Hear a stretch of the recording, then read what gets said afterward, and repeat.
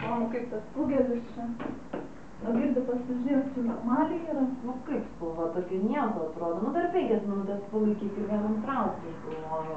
Nu jo, truputėlį, čia biškai pamažinti. Klausyk, o kaip tu tą pugelį, tu tarpukės neturi, man atrodo, kaip tu bulves tarpuvai? Eik su kokią tarpą turiu nerealiai, pirkau Maksimai bulves ir tada su kortelė Maksimos yra tarka pusę kainos, žinok, nerealiai. Ne. Na, vis nusipirkau, bet, nu, svarbu, kad pigiai. Nerealu. Iš tikrųjų. Nu, žinai, tie nagai, tie manikiūrai, kas čia tie nebaisu. Aš, pavyzdžiui, neprisimenu, kada paskutinį kartą jau buvau kirpykloje, bet mes nupirkom kaziukui kokią meškerę už tai. Pataupiau biškelį, bet tai vyras laimingas, nu man smagu jo veidą matyti. Kad vyras laimingas, va išvažiavo žvejoti, kaip faina. Aš tikiuosi, jie grįžt laiku, klausyk, kada svečiai renkasi.